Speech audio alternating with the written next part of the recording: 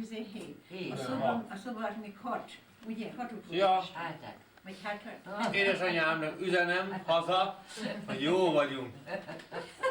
Jól laktunk. 17 lépcsőben. 16. Az már palota. Jaj, hát ez halottra a helyét. De minek olyan nagy? Ez is megfelelne ilyené. De ebből csak egy van most, hogy várjuk ezt. Jó van, lesz nekik dolguk, takarítás. Majd néha meghívunk se téged is segíteni. A házvezetőnőkkel sajnos. Hát oda 2 kell, nem 1, 2. Én nem szólok Fönti semmit, traktus, amiket lenti traktus. Én meg nem még pucolok marad semmit. Azt mondja, nem szól semmit, azt Az mondja, udvar. hogy ugye? Vagy mit mondtál te? Nem koszolok. Ja, te Ő nem nem koszolsz. Én meg nem pucolok, akkor nincs mit pucolni. Hát, ez nem is semmi.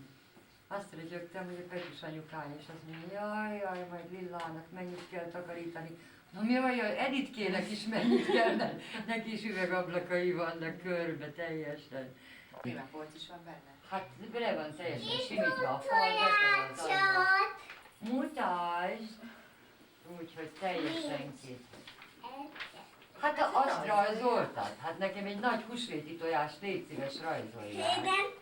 Ő nem tud. Hát Tudsz.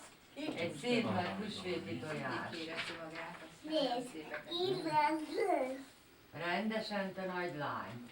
Tedd a fogaradat ide beljebb, és ott ülj le szépen a cipőt, ne tedd fel a Nagyi, székre. énekei van, a kamerából visszanézzük. mit énekelje? A Ami szent nóták. szent nóták. Hatalmas templom.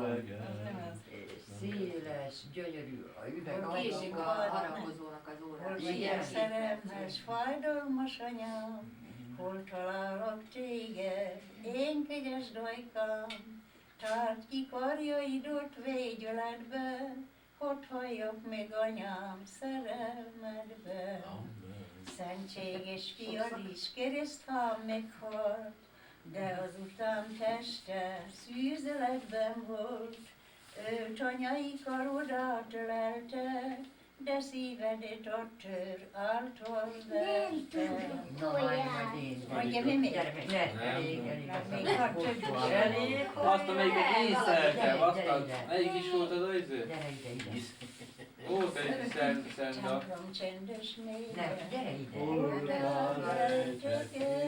Ez az. Hozzáével Jézus titkon ott pihen, körülötte év van, egyedül vigaz, mint az égi harmat, hull a szent halad. Na, ezt mondtuk is, de részben Na, igen. De hát itt van Lilla, Láttátok, hogy a népművészet tévében, hogy mestere. milyen őrült szokások vannak, hogy valahol nem is tudom már melyik országban újra élve keresztre feszítik magukat. Ja, Nem láttad, ha, a tévében? minden nap.